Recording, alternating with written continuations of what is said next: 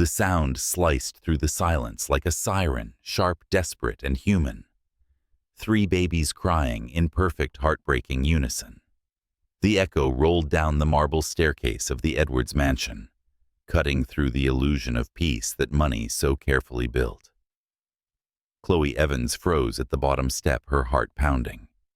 She'd been scrubbing the polished banister when the sound started, at first faint, then agonizingly clear. She dropped her cleaning cloth, the sound of it landing soft against the expensive rug, and ran. Her sneakers squeaked against the marble as she climbed, breath catching in her throat. The nursery door was closed, the crying louder, almost unbearable now. She hesitated only a second before pushing it open. And then, silence. Not because the crying had stopped, but because of what she saw.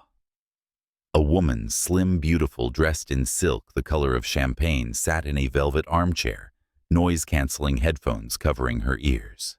The glow of an iPad screen painted her face cold. Just a few feet away, 3 tiny infants wailed in matching cribs, faces red, fists trembling. Clara blinked in disbelief. "Ms. Edwards." The woman looked up slightly annoyed, as if Clara had interrupted a meeting. She removed her headphones slowly, like someone being forced to step into a less important world. "Oh, good. You're here," she said, her voice smooth but detached. "They've been impossible today.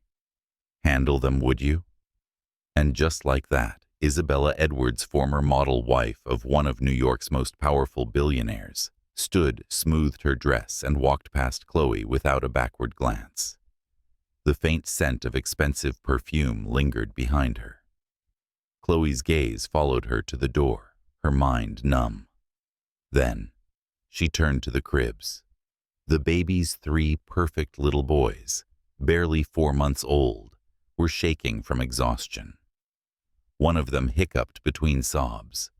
The second had his tiny fists stuffed into his mouth. The third had cried himself almost breathless. "Oh, sweetheart," Clara whispered, rushing forward. "I'm here now. It's okay." She lifted the nearest baby, his onesie soaked through his body, trembling, and held him against her chest. His cries softened to hiccups. "It's all right, Mason," she murmured, reading the name stitched on his blanket. "We're okay. I've got you."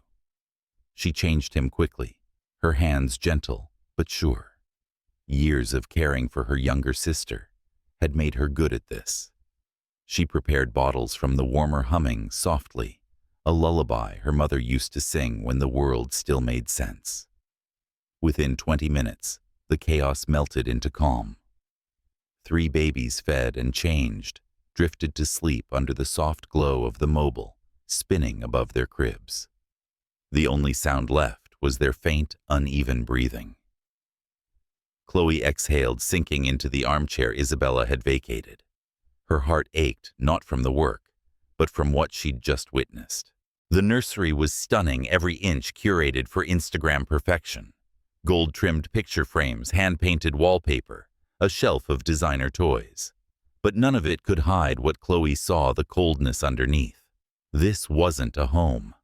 It was a museum of motherhood. Her phone buzzed in her pocket.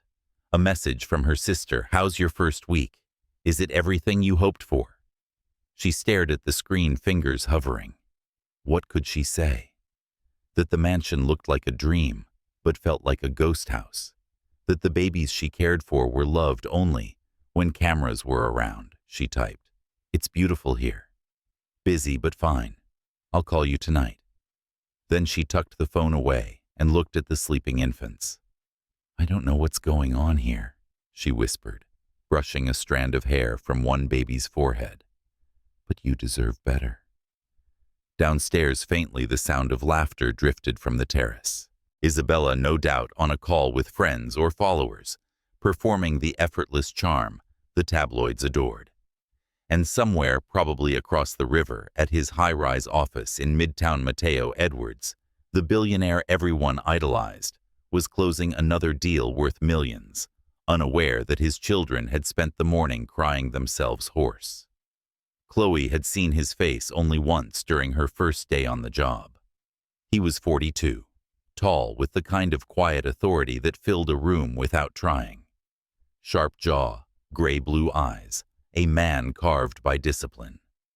The tabloids called him the ice architect of Manhattan, the self-made tech tycoon who turned code into an empire. She remembered thinking, he looks like someone who hasn't slept in years. And she remembered the way he'd smiled at her when he introduced himself. Professional. Kind. Nothing like the cruel tycoons she'd heard about. "Welcome to the Edwards home, Ms. Evans," he'd said. "We're grateful to have you, but gratitude." Chloe thought now wasn't the same as awareness. The sound of a door closing downstairs pulled her from her thoughts. She stood looking once more at the peaceful babies. For a moment, her reflection in the nursery window caught her off guard, a young black woman in a crisp maid's uniform, standing in a billionaire's home like she'd stepped into someone else's story. She had taken this job for the paycheck, not for purpose. But as she looked at the tiny faces resting under pale blue blankets, something shifted. She couldn't explain it yet, but she knew whatever was wrong in this house, she was already part of it. The mansion settled into silence. The mobile above the cribs spun slowly, casting soft shadows that danced across the walls. Chloe sat by the window, watching as the afternoon sunlight bled into gold. She didn't notice the figure standing in the doorway. Miss Evans. Her breath caught. Mateo Edwards stood there, sleeves rolled up, tie, loosened, eyes sharper than she remembered. "My wife said the babies were giving you trouble." Chloe turned to face him, steady but nervous. "They were hungry, sir, and tired. But they're fine now." He glanced at the sleeping infants, his expression softening briefly, then hardening again.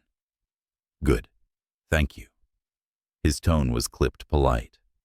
But something flickered behind his gaze, a confusion he didn't voice. He stepped closer, his presence filling the room, and for a moment, Chloe could smell faint traces of rain and cedar, expensive, restrained, unmistakably him. He looked at her, really looked. "You've only been here a week, right?" "Yes, sir. And you're already this comfortable in chaos." His lips curved slightly, though it wasn't a smile. Impressive. Chloe didn't answer. She couldn't trust her voice not to tremble. Mateo turned toward the door. "Rest while you can, Miss Evans. In this house, peace doesn't last long." When he was gone, Chloe stood still, her pulse thudding in her throat. She didn't know what he meant, but something in his tone made her shiver. Outside, the city lights began to flicker on one by one, glittering through the nursery window. Inside, the quiet seemed fragile, temporary. Chloe touched the edge of the crib, her eyes soft but steady. "Whatever's coming," she whispered, "we'll get through it." The mobile turned once more above the babies, 3 little lives unaware of the storm already forming around them. And as the camera panned away from the glowing nursery window, the house returned to silence, beautiful, deceptive, and waiting. If you felt the chill of this beginning, stay close.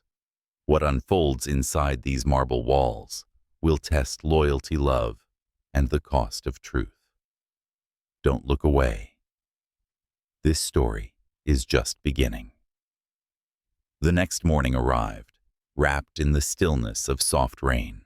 The city outside the glass walls of the Edwards mansion shimmered in 1,000 shades of gray, like the world itself was holding its breath. Chloe moved quietly through the house, a steaming mug of coffee in one hand and a folded blanket over her arm. The triplets had woken early, their tiny sounds of contentment replacing the desperate cries of the day before. She had fed them, bathed them, and now they slept again, 3 small islands of peace in an ocean of wealth and tension. She walked down the wide hallway, glancing briefly at the photographs lining the wall, Matteo and Isabella at Gala's charity events, yacht parties. In every frame they looked flawless, two people sculpted by power and privilege. But even through the glass, the perfection seemed hollow, as though each smile was a mask applied with precision. Downstairs, the clinking of silverware and the faint murmur of voices led her toward the dining room. Isabella sat at the head of the long mahogany table wearing a silk robe, her blonde hair cascading like sunlight. Across from her sat Matteo Crisp in a charcoal suit scrolling through emails on his phone. Between them, a vase of white orchids stood like a barrier. Chloe paused at the doorway, unsure whether to step in. Isabella noticed her first. "Good morning, Chloe," she said smoothly, stirring her coffee. "The babies." "Sleeping again, ma'am." "Good," Isabella replied, her eyes never leaving her cup. "They tend to be loud when they're awake." Matteo looked up from his phone at that, his expression unreadable. "They're babies," he said evenly. "They're supposed to be loud." Isabella's smile was thin, practiced. "Of course, darling. I was just saying." The silence that followed was heavy enough to make Chloe wish she could disappear. She placed the folded blanket on a nearby chair and turned to leave, but Matteo's voice stopped her. "Miss Evans," he said without looking at her, "do the boys seem healthy to you?" The question caught her off guard. She hesitated. "Yes, sir. They're healthy, just quiet lately." "Quiet?" He frowned. "Yes, sir. Babies can sense when the environment isn't." She trailed off, realizing too late how that sounded. Isn't what Isabella's tone sharpened. Chloe lowered her gaze. Peaceful. For a heartbeat, the room froze. Then Isabella laughed softly, a sound as brittle as crystal. "Well, we can't all live in peace when 3 babies decide to scream for hours, can we?" She stood, pushing her chair back with a scrape. "If you'll excuse me, I have a Pilates session." She brushed past Matteo, her perfume lingering like tension in the air.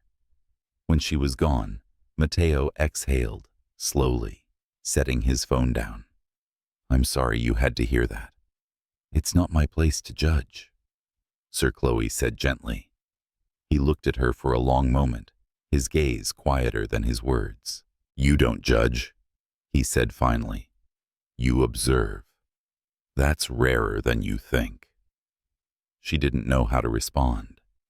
He stood straightening his tie, his movements precise. "I'm late for the board meeting. Call me if there's any issue with the boys." "Yes, sir." As he left, Chloe watched the door close behind him and thought about his question. Do the boys seem healthy? It wasn't the kind of thing a father asked unless he already suspected something was wrong. Hours later, as the rain eased into mist, Chloe went about her chores. The mansion was vast, a labyrinth of silence and echoing footsteps. Sometimes she wondered if the walls remembered laughter. Every room felt curated flawless, but soulless, like the set of a film that had stopped shooting halfway through.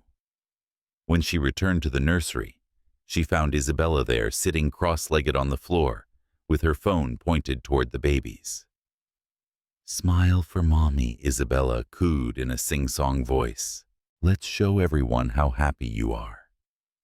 The babies blinked, confused by the sudden brightness of the flash. One of them whimpered. Chloe froze at the doorway. Isabella turned slightly. "Oh, Chloe, perfect timing. Could you fix Mason's blanket? It's wrinkled in the shot."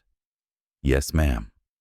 Chloe crossed the room and gently adjusted the blanket, feeling Mason's small fingers clutch weakly at her wrist. "There," Isabella said, snapping another picture. Hashtag, #Mom Life Goals. She grinned at her screen, satisfied. Chloe forced a small smile, but inside, something twisted. She didn't know what hurt more, the babies being props, or the mother not realizing it. That evening, the house dimmed to golden light. Chloe finished tidying the kitchen, humming quietly to herself. She was stacking plates when she heard Mateo's voice behind her. "You're still up." She turned. He stood in the doorway, his jacket off his sleeves, rolled up, the exhaustion in his face more visible without the armor of daylight. "I was just finishing up," she said. He nodded, leaning against the doorframe. "The house feels different when you're here." Chloe blinked. Different. He looked past her at the faint reflections on the marble counters. Calmer, maybe, or more alive. For a moment she forgot to breathe. He wasn't flirting. It wasn't that kind of tone. It was something deeper, almost lost. The sound of a man noticing the emptiness around him for the first time. "I just try to keep things running smoothly," she said softly. He gave a small, tired smile. "You do more than that." Their eyes met briefly, too briefly, and then he looked away, clearing his throat. "Anyway, thank you. Good night, Miss Evans. Good night, sir." When he was gone, Chloe stood still, staring at the empty doorway. The quiet stretched again, but this time it didn't feel as suffocating. Over the next week, patterns began to reveal themselves. Isabella would spend mornings on her phone, afternoons at social events, evenings posing with the children, just long enough for a post captioned, "Grateful for my beautiful family." Mateo would leave early, return late, and try to bridge the widening distance with polite smiles and expensive gifts. And Chloe, caught in between, became the invisible witness to it all. One night, as she tucked the babies in, she heard Isabella's voice through the half-closed door down the hall. "They adore her," Isabella was saying on the phone. "The maid. It's pathetic, really. She acts like she's their mother. Mateo thinks she's some saint for feeding them." A pause, then laughter. "Oh, please, let her. The more she does, the less I have to." Chloe stepped back, her stomach twisting. She wanted to confront her, to say, "They deserve love, not pity," but she couldn't. Not yet. She needed this job. Her sister's tuition at Stanford depended on it.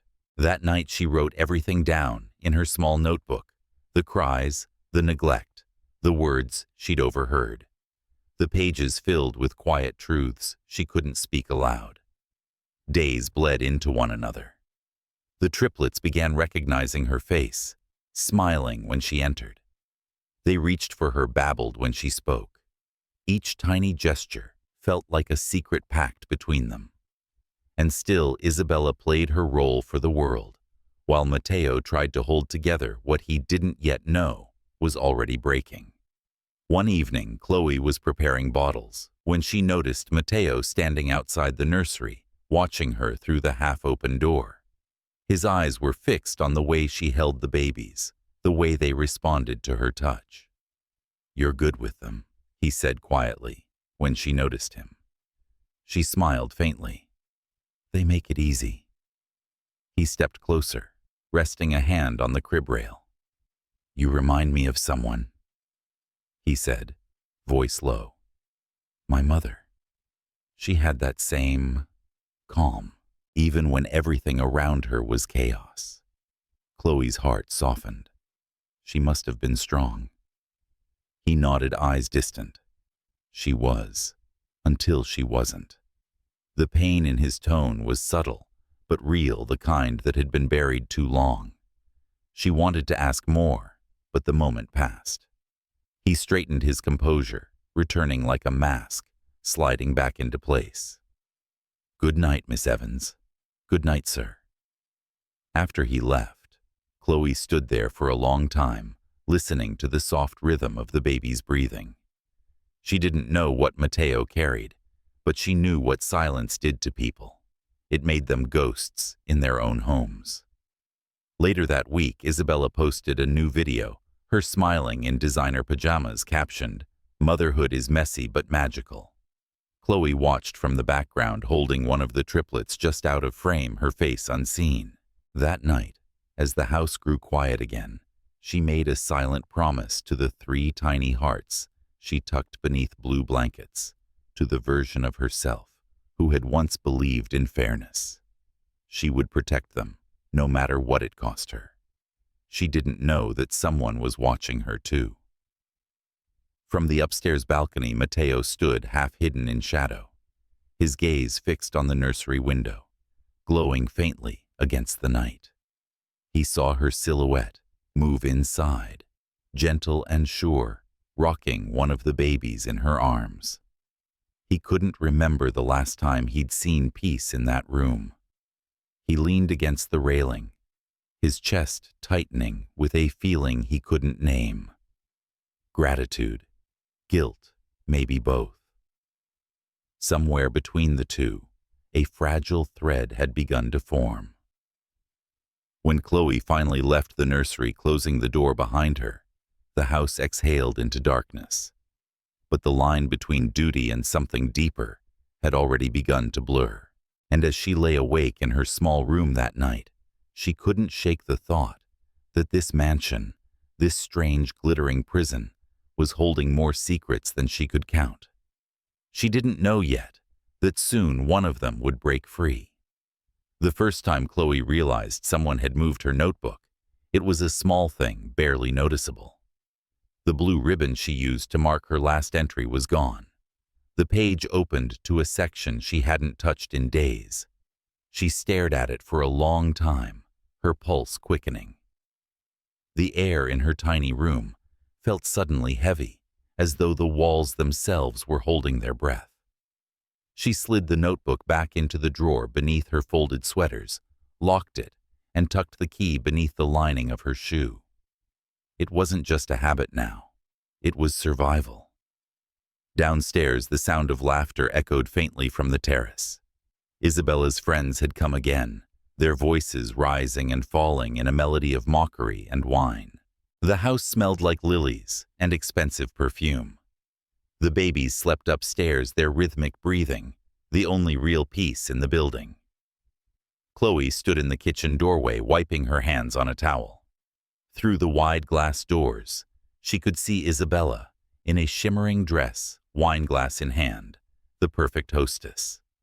The conversation floated through the air, sharp, indulgent, careless. "Oh, Mateo's working late again," one woman asked, twirling her diamond bracelet. Isabella smiled faintly. "He loves his company more than his own family. Let him. As long as he keeps the cards black and the diamonds real, I can forgive him." They laughed, clinking glasses.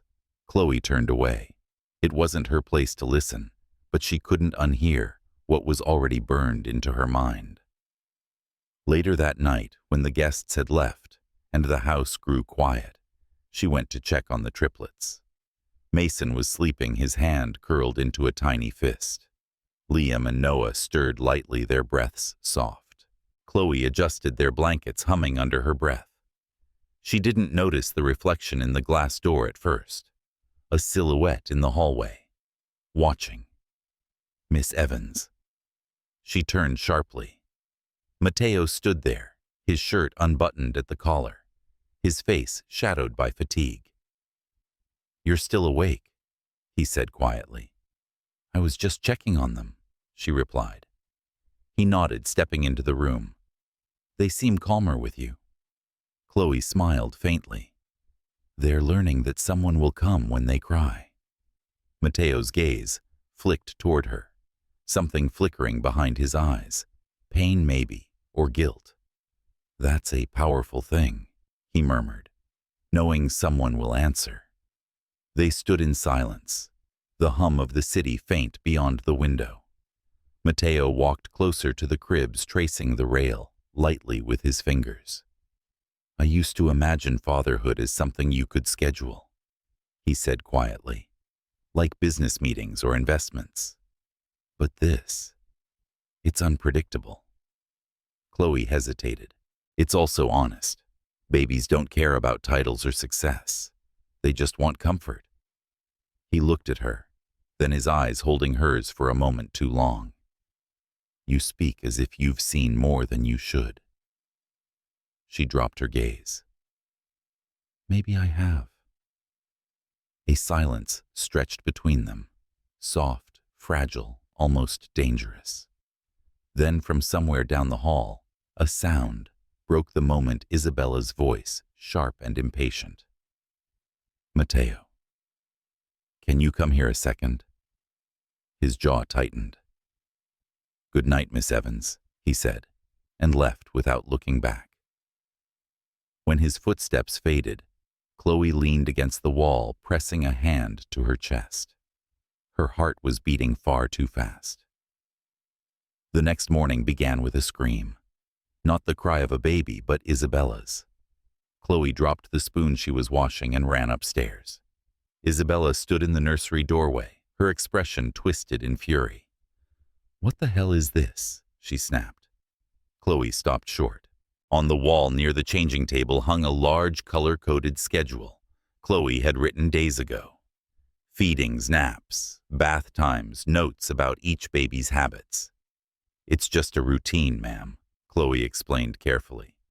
To help keep things organized. Organized, Isabella repeated, her voice dripping with venom. You think this house needs your organization? I told you these are my children. You don't decide what's best for them. Chloe forced herself to stay calm. I wasn't trying to overstep. I just thought. You thought too much, Isabella cut in. She stepped closer, her perfume thick and cloying. You think because they like you, you're some kind of saint? Let me remind you, you work for me. You're here to clean and help, not to parent. Chloe felt the sting of humiliation rising, but she swallowed it. Yes, ma'am. Of course. Isabella smirked, satisfied. Good. And take that down. She pointed to the schedule. Chloe hesitated. But the doctor, I said, take it down. Her voice sliced through the air. The babies stirred, whimpering softly. Chloe turned and quietly removed the paper from the wall. As she folded it, she saw Isabella watching, her eyes narrowed, not just with anger, but something darker. Jealousy. When Isabella finally swept out of the room, Chloe exhaled shakily. The babies began to cry as if reacting to the tension left behind. It's all right, little ones, she whispered, rocking Mason gently. Some storms don't make sense. She didn't notice that Mateo had been standing at the top of the stairs watching everything in silence. That evening he found her in the kitchen slicing apples for baby puree. About earlier he began. Chloe froze. Sir, my wife was harsh. He paused. She has a temper. I hope you know that's not how I see you. She turned slowly, knife still in her hand, the scent of apples sweet between them. You don't have to apologize for her. He looked at her with quiet intensity. No, but someone should. She didn't know what to say. He reached for a slice of apple, his fingers brushing hers briefly.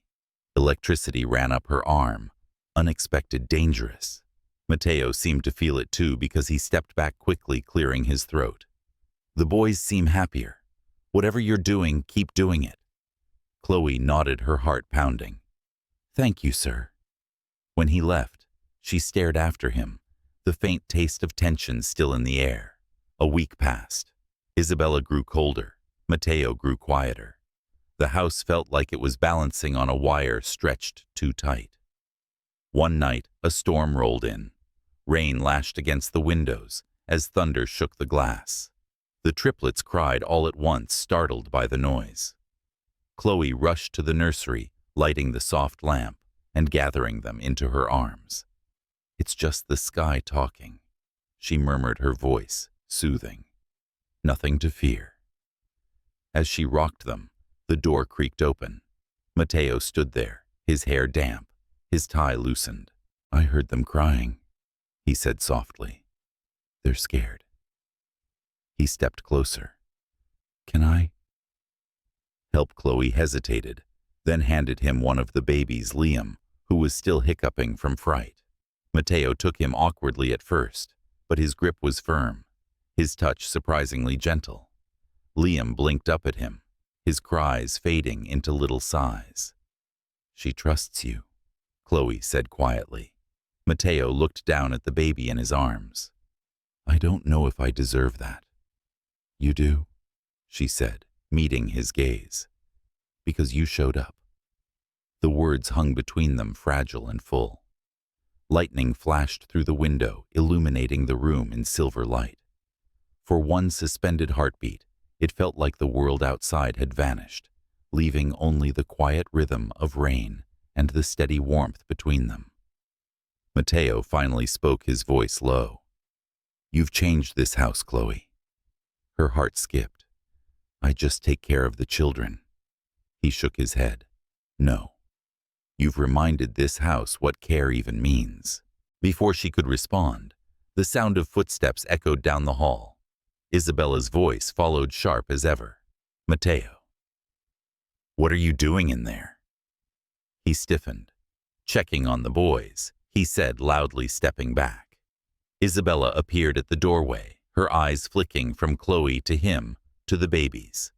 "At midnight," she said with a laugh that wasn't a laugh at all. "You two make quite the team." Her tone dripped with insinuation. Chloe's stomach twisted. She wanted to speak, to explain, but she knew anything she said would only make it worse. Mateo's expression hardened. "Enough, Isabella." "Of course," she said coolly. "Wouldn't want to interrupt your teamwork." Then she turned and disappeared into the hallway, her heels clicking like accusations on marble. When the echoes faded, Mateo exhaled, his shoulders heavy. "I'm sorry," he murmured. "You don't have to be," Chloe replied. "But maybe. You should be careful. She doesn't like what she can't control." He looked at her, then something raw flickering in his eyes. "You're right," he said, "and that scares me more than I want to admit." The storm eased before dawn. By morning, the sky had turned pale and clean, the kind of deceptive calm that always follows destruction. Chloe brewed coffee in the kitchen, staring out the window at the glistening city skyline. She didn't hear Mateo enter until he spoke softly behind her. "You were right about last night." She turned, surprised. "About what?" "About control." He smiled faintly, though it didn't reach his eyes. "I've spent my whole life building things I could control. Companies, systems, even people. But I can't fix what's happening here with money or strategy." Chloe set the coffee pot down. "Some things aren't meant to be fixed that way." He nodded. "I think I'm starting to understand that." Their eyes met, and for a fleeting second, something unspoken passed between them, an understanding fragile and dangerous. Then Isabella entered the kitchen. Her voice was bright, too bright. "Good morning. I didn't realize we were having a meeting this early." The temperature in the room dropped instantly. Mateo straightened, his tone neutral. "Just coffee, lovely." She smiled at him, but her eyes slid toward Chloe like glass cutting silk. "Miss Evans, I think you've done enough for today. Take the morning off." Chloe hesitated. "Yes, ma'am." As she left, she caught Mateo's gaze. He said nothing, but his silence spoke volumes. Back in her room, Chloe sat on the edge of her bed, staring at the small locked drawer where her notebook waited. She opened it, flipping to a blank page. Her pen trembled as she wrote, Day 34. The storm last night didn't end. It just changed shape. She closed the book and pressed her palm against its cover. For the first time, she wondered if she was already in too deep, not just as a witness, but as a participant in something she could no longer walk away from. Outside, the sky was turning blue again, the mansion bathed in light that made everything look innocent. But inside, Chloe knew better. The cracks were widening, and soon someone would fall through. She just didn't know who it would be. The air in the Edwards mansion had grown colder, not from the October chill pressing against the tall windows, but from the kind of tension that lived unseen, curling around every word, slipping beneath every silence. Chloe felt it most in the mornings, when the sunlight filtered through the glass and turned everything deceptively soft. It was the kind of light that made lies look beautiful. She moved quietly through the nursery, tucking the last blanket around Mason's legs. The triplets were 6 months old now, each with a personality of his own. Mason calm and thoughtful, Liam easily startled, and Noah, the one who smiled at everything except his mother. As she gathered toys into their basket, a low hum drew her attention. Isabella's voice. Chloe froze. The baby monitor on the shelf had been left on by accident, still connected to the one in the master bedroom. "She's getting too comfortable," Isabella was saying. Her tone was laced with venom. "The staff talks about her like she's family. Mateo too." A pause. Then another voice, one Chloe didn't recognize, sharp nasal female. "You think he's sleeping with her?" A short, humorless laugh. "Please, Mateo doesn't have time to cheat." But he listens to her. That's worse. Chloe's stomach twisted. The words were acid, dressed in silk. She reached to switch off the monitor, but hesitated. "She's dangerous," Isabella continued. "The help always is. They start by folding your linens and end by folding themselves into your husband's conscience. No, I won't let it happen again. Again." Chloe's breath caught. Again, what did that mean? A sharp clatter came from the other end, Isabella setting something down. "If she won't leave quietly, I'll give her a reason to." The sound cut off. Silence. Then static. Chloe stood still for a long moment, the words replaying like a curse. She turned off the monitor, hands trembling. "You can't let her see fear," she whispered to herself. But even as she said it, the thought wouldn't stop echoing. Again. What had Isabella done before? That evening, the mansion held a dinner. The kind that was less about celebration and more about appearances. Chloe was instructed to assist the catering staff, carry wine, refill glasses, move quietly through rooms too elegant to belong to real people. From the corner of the dining room, she could see everything. The men in tailored suits, the women in diamonds that flashed like teeth. Isabella floated among them like a queen, laughter practiced to perfection. And Mateo, he was all restraint, the silent axis around which the evening turned. But when he looked across the table and caught Chloe's eyes, briefly through the glass reflection, something flickered there, an unguarded warmth. It lasted less than a second, but Isabella noticed. After the last guest left, the air shifted. The sound of the front door closing was followed by the faint clink of glass. Isabella poured herself another drink. "I saw the way you looked at her," she said suddenly. Mateo didn't look up from his phone. "At who?" "Don't insult my intelligence." She laughed lightly, but her voice was trembling beneath it.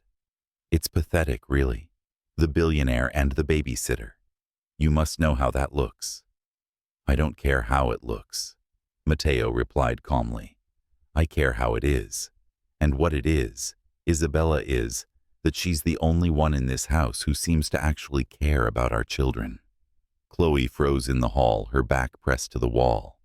She shouldn't be hearing this, but her feet refused to move. Isabella laughed again, sharper this time. "You're unbelievable. You've built empires, Mateo, but you can't control one woman." "I'm not trying to control her," he said evenly. "I'm trying to learn from her." The glass shattered against the floor. "You think I'm the problem," Isabella hissed. "You think she's some kind of savior. She's manipulating you." "Open your eyes, I have." he said quietly. That's the problem. Chloe heard the sound of footsteps, a door slamming. Silence fell like a closing curtain. That night, as the city lights bled into the room, Chloe sat on her bed, notebook open, pen unmoving. She'd written every small cruelty she'd seen, every act of neglect, every lie whispered between smiles. But now, it wasn't enough. She needed proof.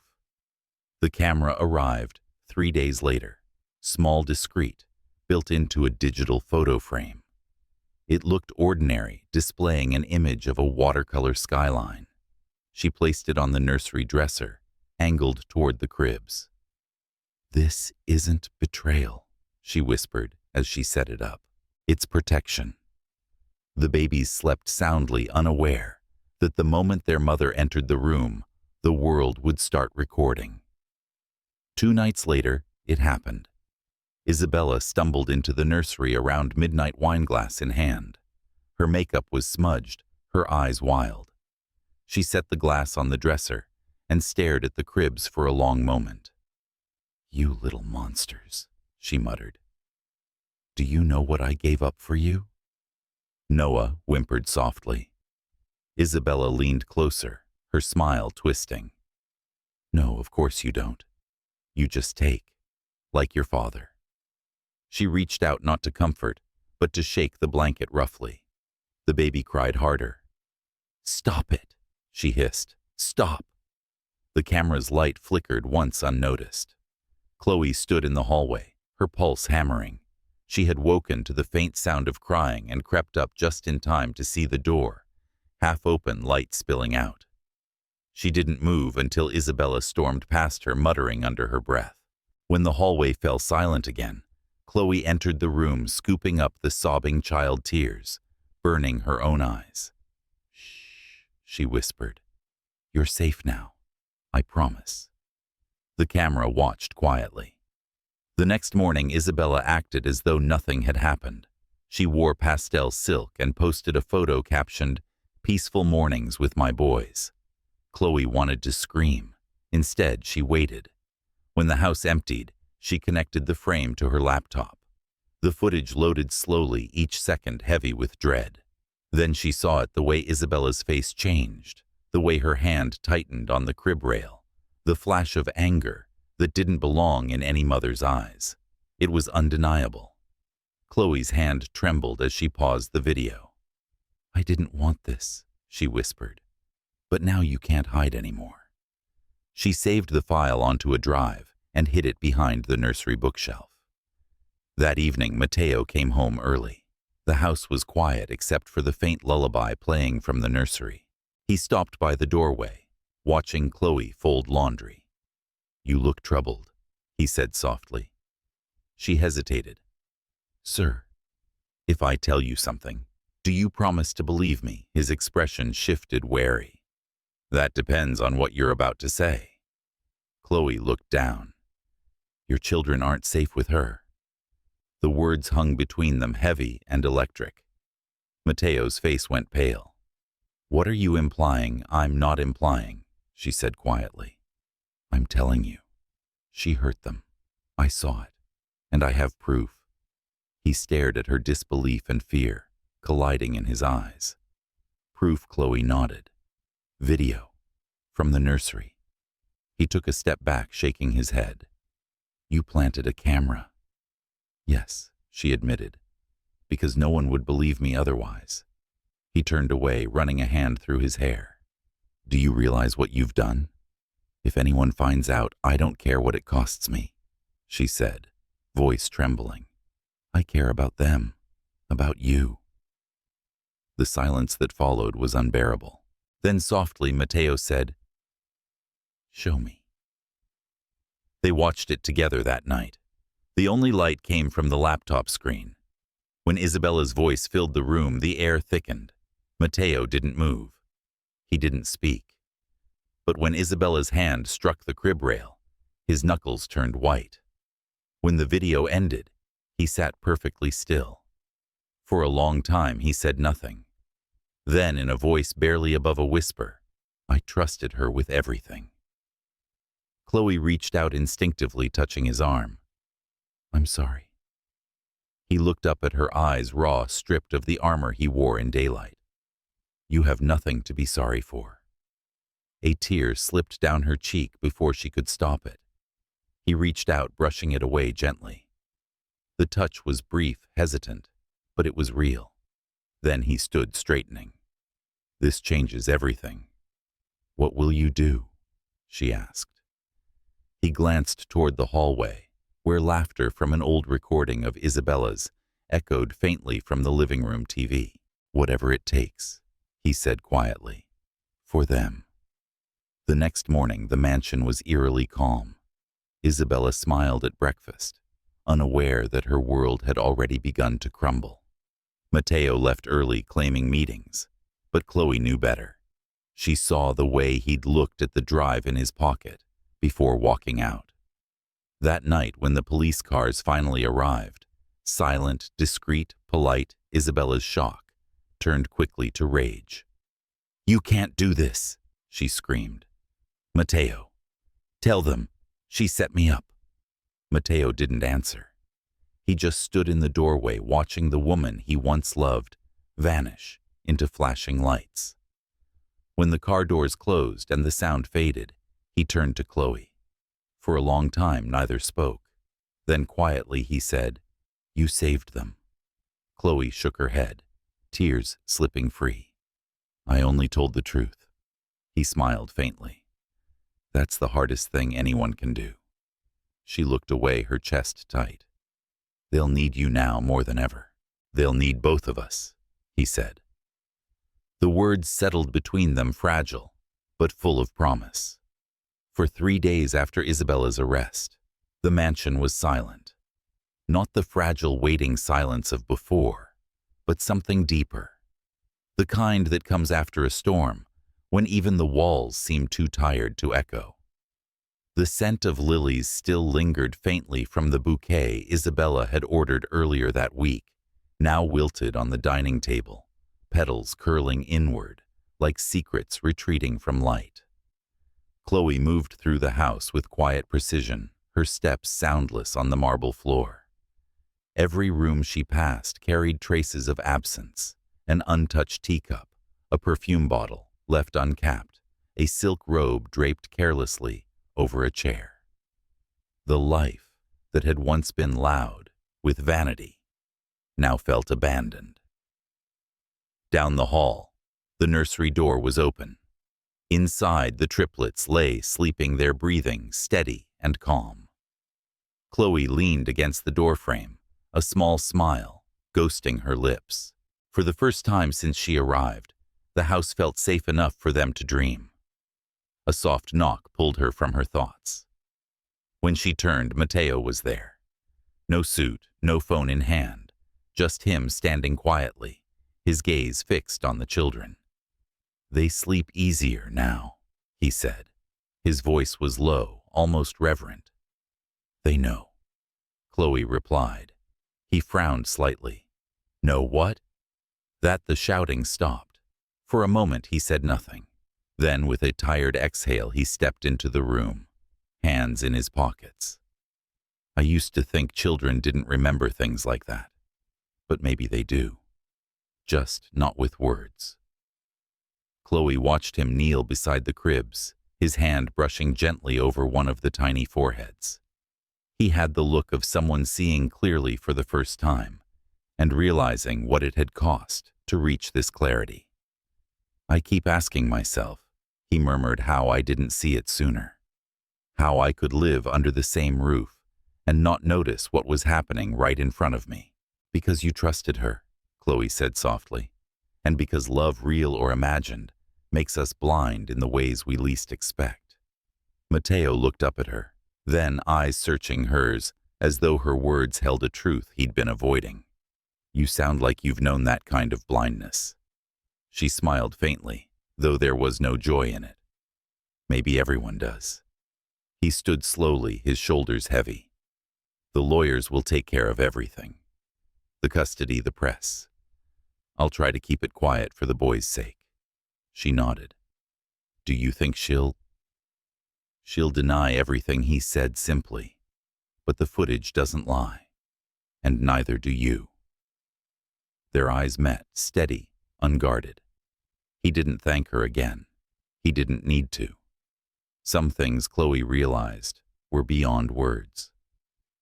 The following morning, the city outside glittered under sunlight like nothing had changed. But inside the Edwards mansion, something new was taking shape, a slow, uncertain rhythm of normalcy. Mateo stayed home for breakfast, a rarity. Chloe noticed how awkwardly he held the coffee pot, as if unused to the small domestic rituals of life. "Sugar?" she asked. He looked up, startled, as though she'd interrupted a private thought. "What?" she smiled. "In your coffee. Do you take sugar?"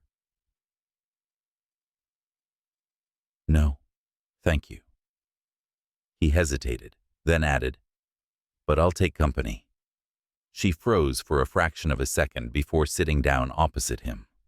The silence that followed wasn't tense, just unfamiliar. The clink of the spoon against porcelain filled the space between them. "You don't have to stay," he said after a while. "If this situation has become too complicated." Chloe folded her hands around her cup. "If I leave, who will they have?" He stared at her, as if trying to understand how someone could still choose kindness in a place that had drowned in cruelty for so long. "They'll have me," he said finally, "but I can't do this alone." Her smile was soft, but certain. "Then you won't have to." Something changed in his expression, something she couldn't name but felt in her chest, a quiet pull between gratitude and something deeper, something they were both afraid to acknowledge. The days that followed were a study in rediscovery. Mateo began learning the small, chaotic routines of fatherhood.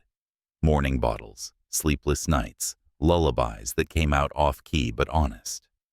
Chloe guided him gently, her patience unyielding, her laughter rare but genuine, when his first attempt at changing a diaper ended in disaster.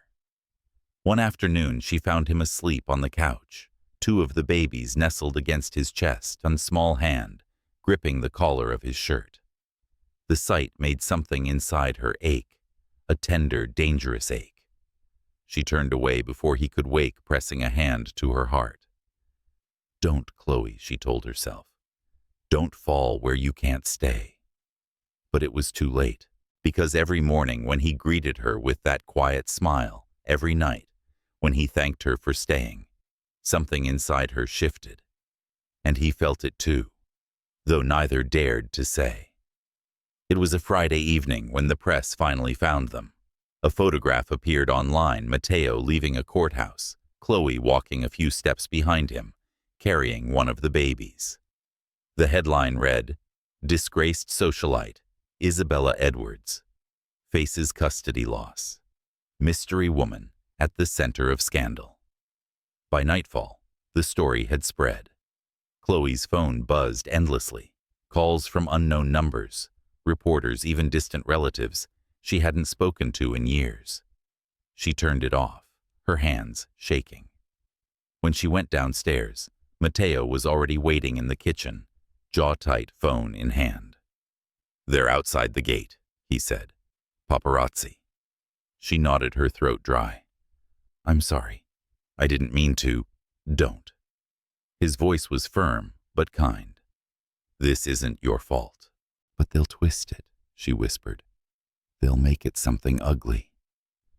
He looked at her, then really looked, the weight of his gaze steady. "Then let them. The truth doesn't need their permission to exist." Still, she saw the exhaustion in his eyes, the kind that came from too many years of being perfect for people who wanted him to break. "Maybe it would help," she said quietly, "if I left for a while. Until it settles." His jaw clenched. "If you leave, they win." "Sometimes leaving isn't surrender," she replied.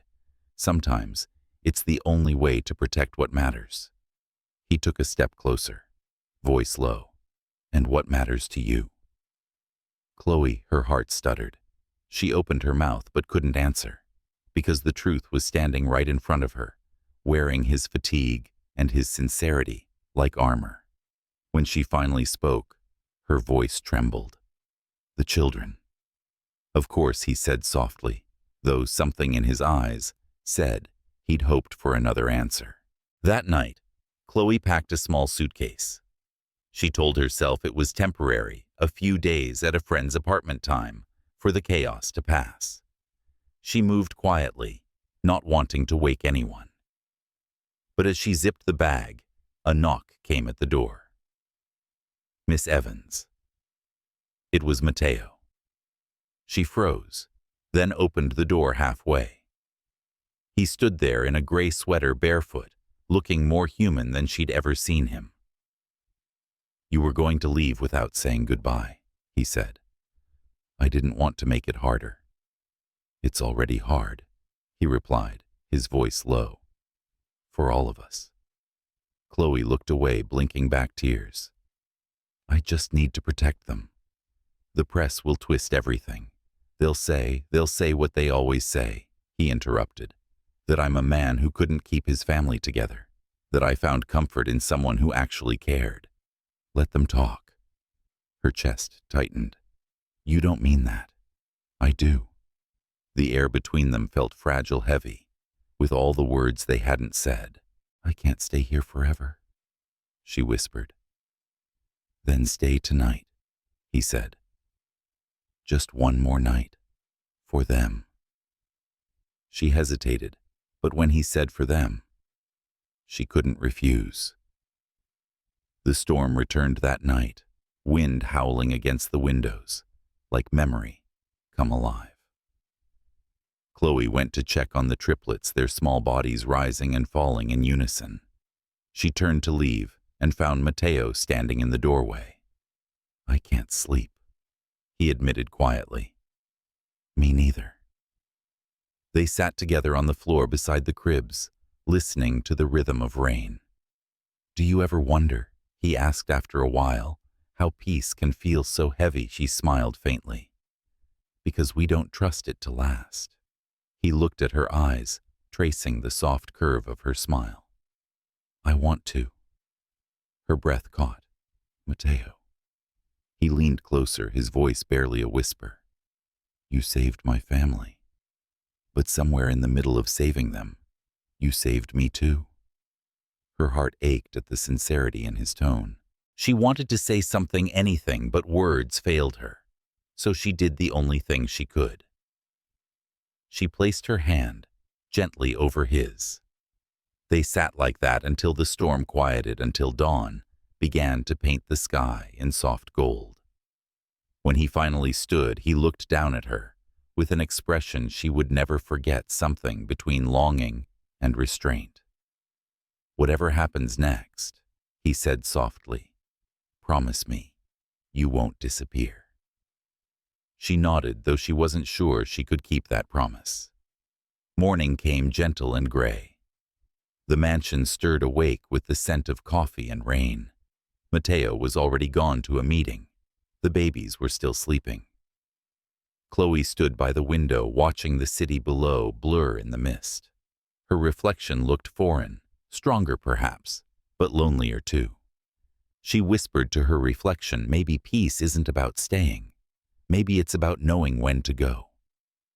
The city had already begun to turn to autumn. Trees along Park Avenue shimmered in amber and rust, and the air carried that faint promise of endings, the kind that whispered before they arrived. It had been 3 weeks since Chloe left the Edwards mansion. 3 weeks of borrowed peace, of quiet mornings, where no marble floor echoed beneath her steps, and no soft cries pierced the night. She'd moved into a small apartment near the East River, a modest space that smelled faintly of new paint and solitude. The first few days had felt like relief, but relief, she learned, can ache too, especially when it's laced with memory. Every sound reminded her of what she'd left behind, the hush of the wind against the window, the creak of the floor when she walked barefoot to the kitchen. Sometimes she would wake in the middle of the night, certain she'd heard one of the babies cry, only to find herself alone in silence. She told herself this was for the best. For them. For him. Yet every time she passed the newsstand near her building, her eyes betrayed her. Headlines still whispered about the Edwards family socialite faces trial. Next month. Tycoon shields children from scandal. New nanny vanishes amidst chaos. Her photo was grainy, blurred, a side profile taken when she'd followed Mateo out of court. The caption read, "The unknown woman at the heart of it all." Unknown. The word lingered like frost. Mateo hadn't called. Not once. Chloe had expected that, or at least told herself she had. But expectation did nothing to dull the sting of absence. Every day she replayed that last night in her mind.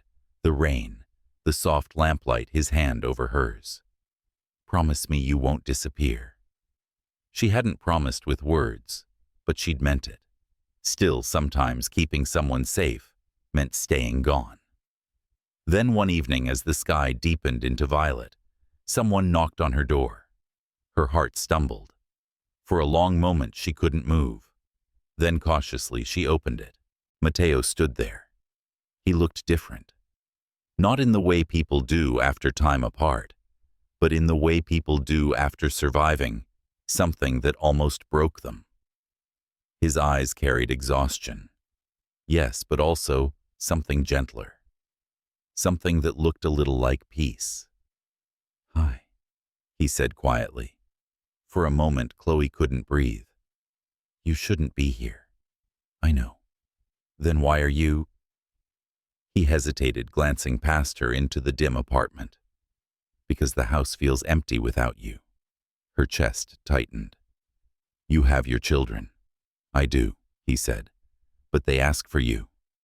Mason won't sleep unless I hum that lullaby you used to sing. Noah cries whenever he doesn't see you at breakfast. Liam keeps looking at the door as if he expects you to walk through it." She looked away, blinking fast. "Don't tell me that." "Why not?" His voice softened. "It's the truth." "Because I made peace with leaving," she whispered. "And you're making me undo it." He stepped closer, his presence filling the space like a memory, returning to claim its place. "Then maybe peace isn't what you think it is." Her breath trembled. "Mateo, I'm not asking you to come back for me," he said quickly, as though afraid to lose her again. "Just for them. They need you." She lifted her eyes, meeting his. "And what about you?" The question hung between them, raw and dangerous. He didn't answer right away. When he finally did, his voice was almost a whisper. "I think I do too." Something inside her gave way, quiet and helpless. But she didn't move. "It's not that simple," she said. "People will talk." "Let them." He said the same words he'd spoken weeks ago, now softer, truer. "Let them talk. They always do." He reached into his coat pocket and pulled out a folded piece of paper, a photograph creased at the corners. It was one of the triplets smiling, clutching a small wooden toy Chloe had carved during her time there. On the back, written in Mateo's neat handwriting, were 4 words. "They miss their home." She stared at it for a long time, tracing the edge of the paper with her thumb. Home. The word didn't belong to marble and chandeliers. It belonged to laughter, to tiny hands, to quiet mornings where sunlight spilled through sheer curtains. And somehow, against all odds, she'd become part of that. When she finally looked up, her eyes were wet.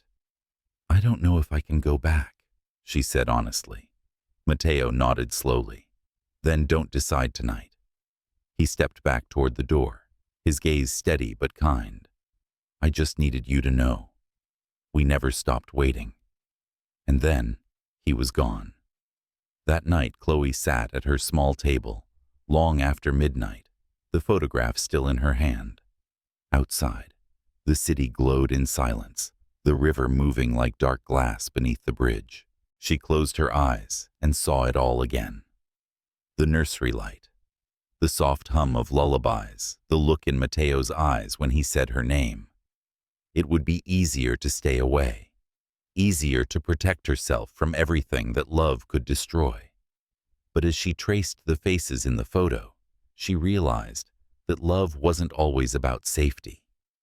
Sometimes it was about choosing to step back into the fire, not because it wouldn't burn, but because what waited inside was worth the pain.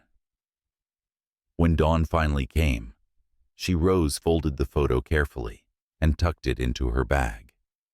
She didn't know what she would say when she saw him again. She didn't know how to face the whispers or the memories, or the fragile possibility that terrified her more than anything else. But she knew where she was going, and for the first time in a long while, that was enough. The morning she returned, the air carried that faint sweetness only October sunlight could hold, soft golden and uncertain. Chloe hadn't planned it. She hadn't even called. But her heart had made the decision before her mind could catch up.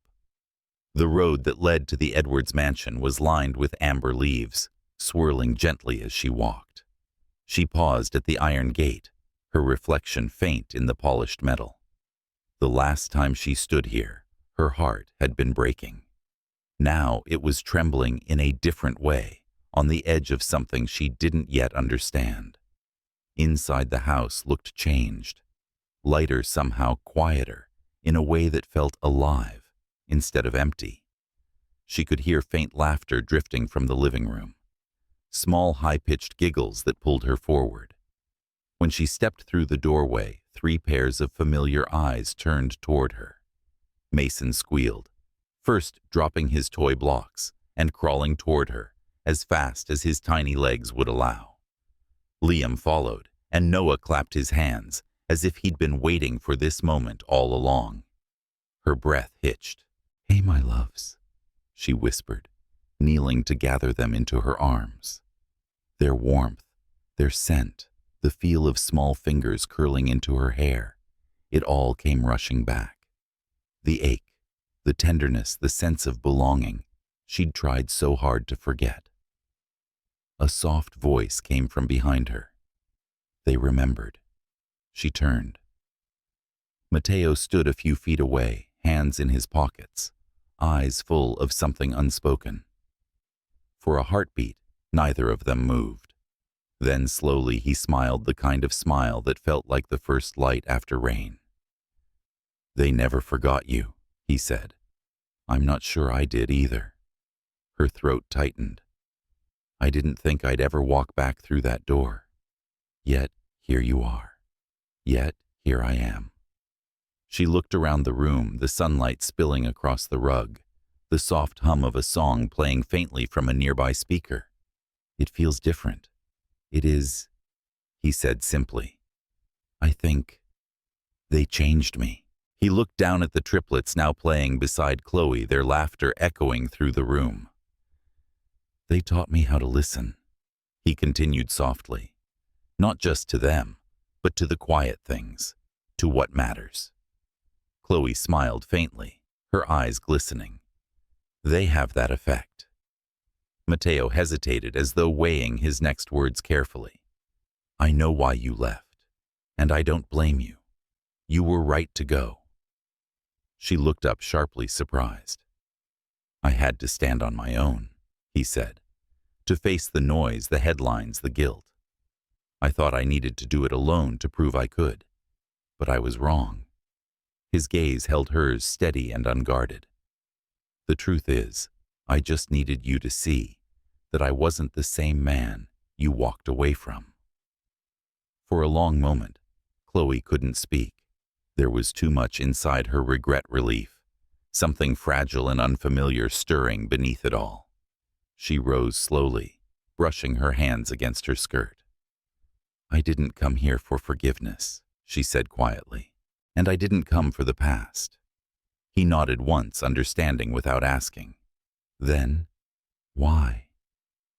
She met his eyes. Because I missed home." The words landed between them like a confession and a promise all at once. His expression softened, and for a moment, he looked almost undone. "I don't know what this is," she admitted, "or what it's supposed to be. I just know that I couldn't keep pretending I didn't care." Mateo stepped closer, his voice low, warm, careful. "And what if I told you I've stopped pretending too?" Her pulse fluttered. "Then I'd say we're both in trouble." He laughed softly, the sound breaking something heavy in the air. "Maybe," he said, "but for the first time, it feels like the kind of trouble worth having." She felt herself smiling back, small, hesitant, but real. From the floor, Noah began babbling, clutching Mateo's pant leg, demanding to be lifted.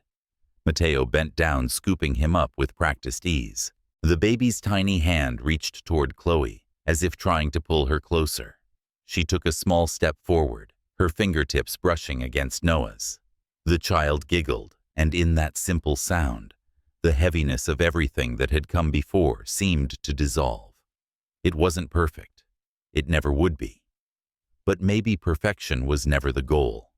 Maybe love, in its truest form, was just this: two people trying, failing, healing, and trying again. Mateo watched her, his eyes searching. "Stay for lunch?" he asked softly. Chloe hesitated, but only for a heartbeat. "All right."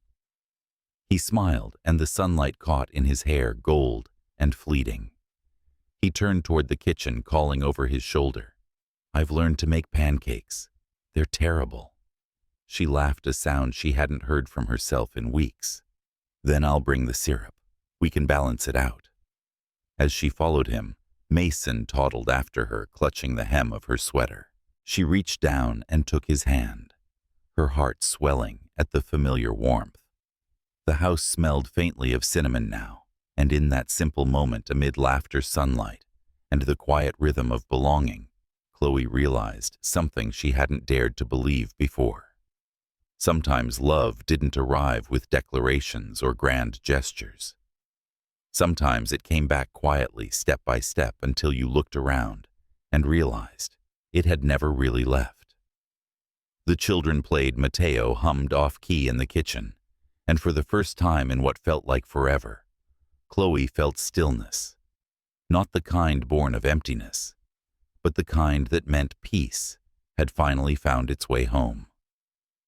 Autumn faded slowly into winter, and the Edwards mansion no longer felt like the same place Chloe had first entered months ago. The air inside carried warmth, now real warmth, not the artificial kind that came from chandeliers or scented candles, but the kind born of laughter, small feet, and gentle chaos. Snow drifted softly against the wide glass windows that morning. The fireplace crackled. One of the triplets, Mason, always the explorer, was toddling unsteadily across the living room rug, clutching a wooden toy airplane. Liam sat beside Chloe, pressing his tiny palms against her open notebook, smearing her neat writing with milk-sticky fingers. And Noah was curled against Mateo's chest, fast asleep, his breathing soft and rhythmic. Chloe watched the scene quietly from the armchair, a cup of coffee cooling in her hands. It had taken months for the house to reach this peace, a long journey through noise, fear, and misunderstanding. Yet now, in this fragile, ordinary moment, it felt as though life had gently found its balance again. "You're staring," Mateo said softly, looking up from Noah. "Just memorizing," she replied with a faint smile. "I'm afraid if I blink, this might disappear." "It won't," he said, his gaze steady. "Not anymore." She wanted to believe that. Maybe she already did. He rose carefully, still holding Noah, and came to stand beside her. "Do you remember the first night I found you in this house?" he asked. "How could I forget?" she murmured. "You looked like a man who didn't know whether to thank me or fire me." He chuckled. "Probably both. I didn't realize then what you'd brought into this place." Chloe tilted her head. What did I bring exactly? He looked down at her eyes, soft, but certain. Light. The word hung between them, simple and disarming. She opened her mouth to speak, but her voice faltered, so instead she reached out, brushing a stray curl from Noah's tiny forehead. He's getting so big, she whispered. They all are, Mateo said. And somehow I feel like I'm learning to breathe again, because of them. And because of you. Chloe's fingers froze mid-motion. When she looked up, his eyes were waiting for hers, patient and unflinching. Mateo, you don't have to say anything, he said gently. I just wanted you to know. For a long time, this house was filled with everything except love. But now it feels alive again. You made that happen. Her heart trembled. You give me too much credit. He smiled, faintly. Maybe. Or maybe not enough. The crackle of the fire filled the silence that followed. Snow fell thicker outside the world, beyond their walls, hushed and white.